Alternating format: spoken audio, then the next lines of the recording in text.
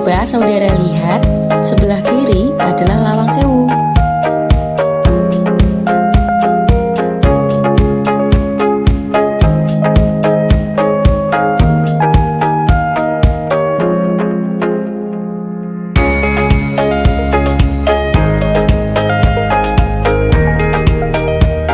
Rekomendasi tempat wisata di Kota Semarang yang patut dikunjungi adalah Lawang Sewu.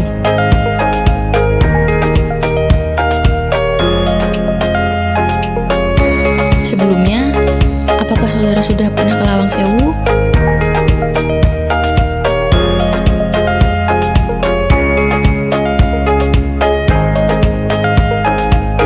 Lawang Sewu terletak di tengah kota dan berdiri megah berseberangan dengan Duku Muda.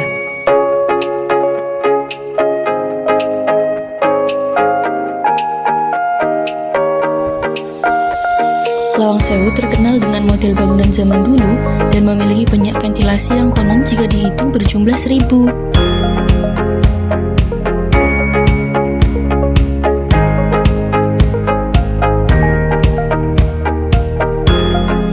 Apakah saudara tertarik untuk menghitungnya secara langsung?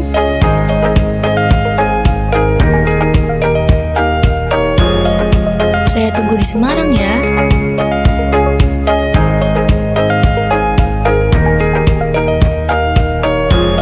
Ya, benar.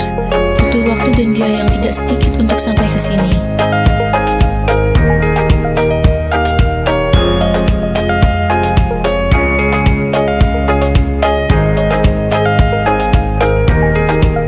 Kalau begitu, tonton Etnovlog saya sampai habis ya.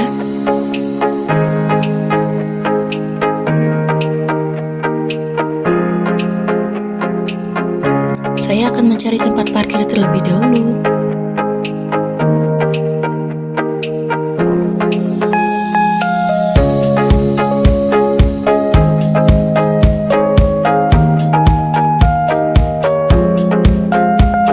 Biaya parkir di sini adalah 5.000.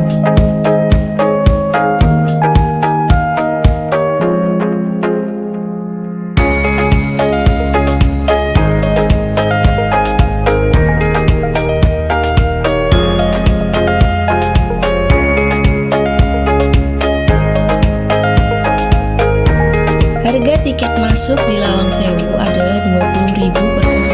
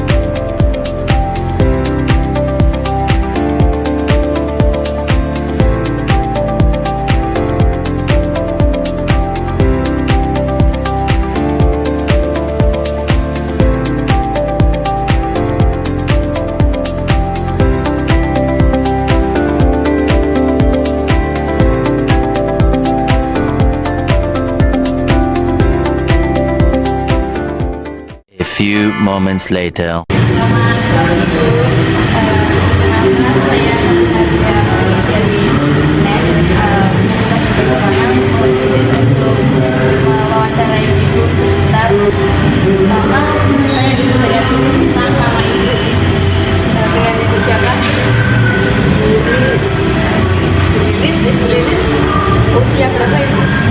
51 tahun. 51. Di sini tugas Ibu di Lawang Sewu Sini ya bersihan jaga area. sudah berapa lama Ibu? Dari tahun 2000 Tahun 2000 ya. Sudah lama banget. Jadi saya mau bertanya tentang Lawang Sewu, mungkin akan ada 7 pertanyaan. Yang pertama itu mengapa struktur Lawang Sewu tetap kokoh hingga sekarang? Yang telah mengalami perubahan zaman itu Lawang Sewu tetap kokoh.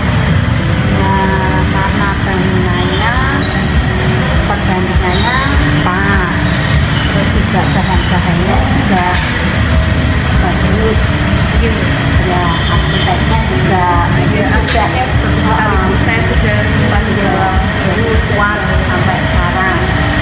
Kemudian pertanyaan yang kedua, Ibu, mengapa material bangunan Lawang Sewu yang disebutkan tadi serta cat warna putih itu dipilih di Lawang Sewu ini? Ya mungkin kan ya masih cerah gitu ya, juga dari dulu awalnya itu sampai sekarang pun tetap putih ya, biar kelihatan aslinya. Kemudian pertanyaan yang ketiga, Ibu, menurut Ibu bagaimana perhitungan dari ruang bawah tanah di Lawang Sewu sehingga tetap sirkulasi udara di bawahnya itu tetap terjaga? Di dalam tanah itu kan ada ventilasinya banyak, jadi sirkulasi udara tetap terjaga karena banyak ventilasi juga.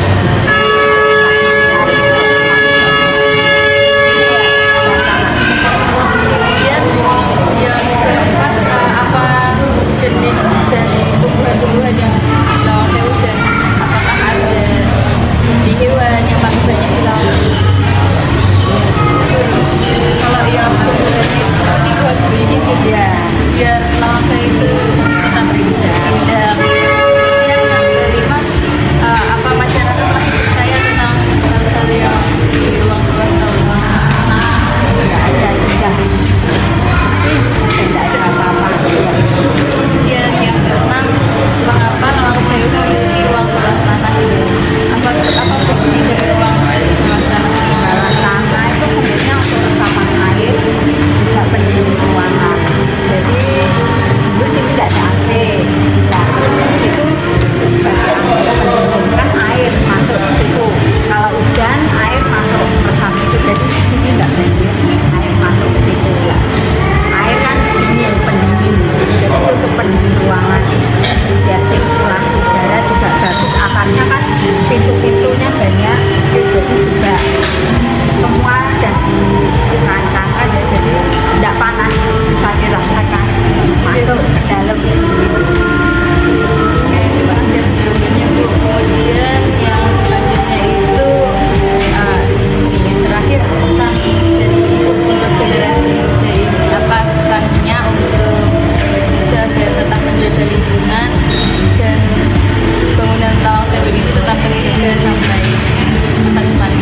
Ya kita harus menjaganya ya, jangan kita merusak, kita harus melestarikannya. Apalagi bangunan ya, bersejarah. ya, apalagi bangunan bersejarah. Terima kasih Bu Dewi.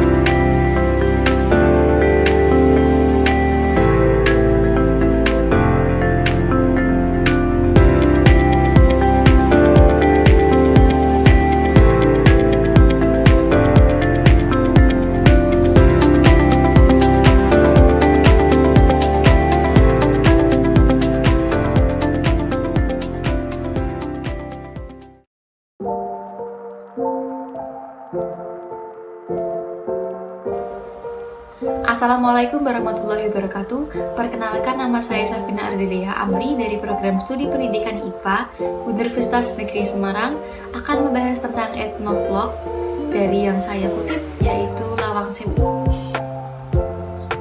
Kemudian saya akan membahas sejarah singkatnya terlebih dahulu, yaitu Lawang Sewu adalah bangunan bersejarah yang terletak di Semarang, Jawa Tengah, dengan nama Lawang Sewu sendiri yang berasal dari bahasa Jawa, yaitu di mana lawang yang berarti pintu dan sewu yang berarti 1000. Meskipun demikian, jumlah pintu di bangunan ini tidak mencapai 1000 pintu. Awalnya, Lawang Sewu difungsikan sebagai kantor pusat perusahaan swasta kereta api Belanda. Dari artikel yang sudah saya baca, bangunan ini memiliki nama lain Netherlands Indische Spoorwegmaatschappij atau NIS, dan mulai dibangun pada 1904 serta selesai 1907. Bangunan Lawang Sewu di kota Semarang ini merupakan hasil dari arsitek Profesor Jacob Frederik Klinkhammer dibantu oleh Bernardus Johannes dari Amsterdam. Nah, gaya arsitekturnya mengikuti model dari Indische Empire Style, yaitu adaptasi dari arsitektur Eropa untuk lingkungan tropis. Di sini ada wawasan yang menarik tentang aspek konstruksi dari Lawang Sewu, yaitu yang pertama ada ventilasinya yang alami. Bangunan ini memiliki banyak pintu dan jendela sebagai bentuk ventilasi silang yang efektif, memungkinkan sirkulasi udara yang baik dan menjaga suhu ruangan tetap sejuk tanpa bantuan AC. Kemudian yang kedua ada dindingnya yang tebal. Dinding bangunan memiliki ketebalan 30-60 cm, membantu mengurangi perpindahan panas dari luar ke dalam ruangan. Yang ketiga ada atap tinggi dan jendela lengkung besar. Di sini desainsnya mendukung pengaturan suhu dan pencahayaan alami. Kemudian yang terakhir ada material lokal dan teknik rekayasa, yaitu batu bata dan kayu jati digunakan secara dominan, menunjukkan kearifan lokal dan pemilihan bahan yang tahan lama dan ramah lingkungan. Dalam konteks sains, Lawang Sewu sendiri memiliki berbagai aspek bangunan yang dapat kita telaah menjadi aspek-aspek IPA, terutama fisika dan ilmu lingkungan. Nah, di sini berkaitan dengan materi pembelajaran IPA SMP, berikut beberapa contoh konsep yang akan saya jelaskan kepada kalian semua, yaitu yang pertama ada konsep kalor dan perpindahannya pada fisika SMP kelas 7, kemudian ada gaya dan keseimbangan bangunan, ekosistem, siklus air dan kelembapan, juga termasuk pada IPA terpadu atau lingkungan. Yang terakhir ada pelestarian lingkungan dan energi alternatif yang kita ketahui memasuki konsep energi terbarukan dan efisiensi energi dalam konteks IPA. Saya akan ringkaskan dari pembahasan yang telah saya sampaikan kepada teman-teman semuanya tentang penjabaran panjang ilmiah di Lawang Sewu. Banyak masyarakat awam belum mengetahui bahwa berbagai fitur arsitektur di Lawang Sewu seperti jendela besar, pintu ganda, dinding tebal, dan langit-langit tinggi bukanlah semata-mata estetika atau warisan kolonial semata, tetapi merupakan bentuk penerapan prinsip-prinsip sains secara kontekstual dan fungsional. Sebagai contohnya, keberadaan ventilasi silang dan jendela besar memungkinkan udara mengalir bebas dan menciptakan sistem konveksi alami yang mencegah penumpukan panas di dalam ruangan. Dalam fisika, ini merupakan aplikasi dari konsep perpindahan kalor melalui konveksi dan radiasi, materi utama kelas 7 SMP. Oke teman-teman semuanya, di sini saya akan melanjutkan pembahasan saya terkait tabel rekonstruksi sains ilmiah di Lawang Sewu. Di sini kurang lebihnya terdapat 6 miskonsepsi di Lawang Sewu. Yang pertama yaitu Lawang Sewu memiliki 1000 pintu. Pandangan orang yang mengerti sejarah menganggapnya bahwa nama ini berasal dari persepsi masyarakat terhadap banyaknya pintu dan jendela di Lawang Sewu. Kemudian penjelasan ilmiah dalam konteks IPA-nya, jumlah pintu yang sesungguhnya yaitu 429 pintu. Dalam hitungan daun pintunya saja, yaitu 928. Kemudian selebihnya adalah jendela tinggi yang menyerupai pintu. Materi IPA yang terkait yaitu pengukuran dan pengamatan, serta ilmu dalam bangunan. Kemudian miskonsepsi yang kedua ada bangunan ini angker karena dingin dan lembab. Padahal pandangan orang yang mengerti sejarah, bangunan ini dirancang untuk sirkulasi udara dan pendinginan alami. Penjelasan ilmiah dalam konteks IPA yaitu pendinginan ruangan terjadi karena ventilasi silang, dinding yang tebal, dan atap yang tinggi mengurangi konduksi dan tingkatan dari konveksi. Kemudian materi IPA yang terkait yaitu kalor dan perpindahannya, serta ilmu lingkungan. Kemudian yang ketiga ada miskonsepsi terkait lawang sewu dibangun tanpa teknologi yang canggih. Kemudian pandangan orang-orang yang mengerti sejarah mengerti bahwa arsiteknya ini adalah orang Belanda dan menggunakan teknologi konstruksi masa kolonial menyesuaikan dari zamannya. Kemudian penjelasan ilmiah dalam konteks IPA-nya yaitu penerapan teknik struktur gaya tekan, lengkungan, dan distribusi beban dalam arsitektur Belanda ini. Kemudian materi IPA yang terkait ada gaya dan gerak. Yang selanjutnya ada jendela besar hanya untuk estetika. Padahal dari pandangan orang-orang yang mengerti sejarah, jendela besar adalah ciri khas kolonial tropis untuk ventilasi dan cahaya yang alami. Kemudian dalam konteks IPA-nya, fungsi utama dari jendela besar itu adalah untuk mengoptimalkan pencahayaan alami dan aliran udara. Materi IPA yang terkait yaitu cahaya dan optik. Kemudian yang kelima ada saluran bawah tanah adalah ruangan berhantu dan ruangan penjara gaib. Kemudian pandangan orang-orang yang mengerti sejarah menganggapnya bahwa ruang bawah tanah difungsikan sebagai saluran air dan penjara militer saat zaman Jepang. Padahal dalam konteks IPA, saluran bawah tanah ini dirancang sebagai drainase air hujan dan penyejuk alami. Kemudian materi IPA terkait siklus air dan ilmu lingkungan lagi. Miskonsepsi yang terakhir adalah lawang sewu boros ruang dan tidak efisien. Padahal dari pandangan orang yang mengerti sejarah, desain bangunan menyesuaikan iklim tropis dan arus udara. Kemudian konteks IPA-nya yaitu bangunan besar memudahkan sirkulasi udara dan distribusi suhu serta cahaya. Yang terakhir yaitu materi IPA yang terkait yaitu adalah energi, efisiensi energi.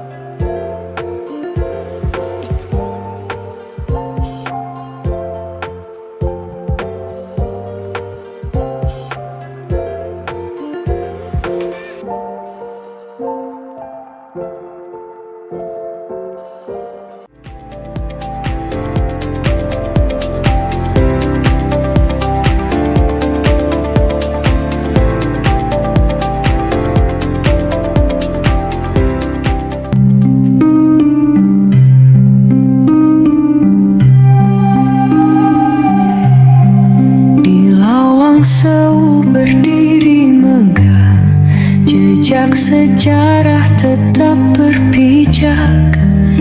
Semarang menyimpan kisah lama, etnosains hidup dalam irama. Suhu berganti, angin berbisik, pepohonan tua nada klasik, burung berkicau di pagi terang, menjaga ritme yang takkan hilang. Bangunan ini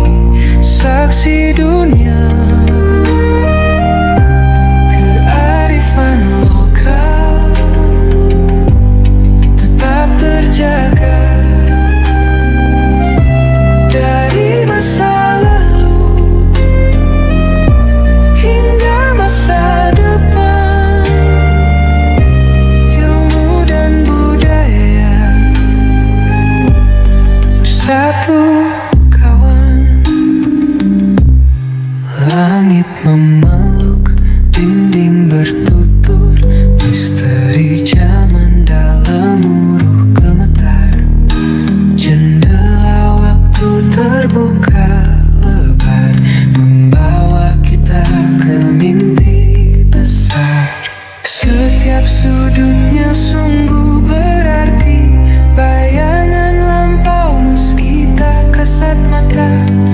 Lawang Sewu bicara pada hati, menggetarkan jiwa kita.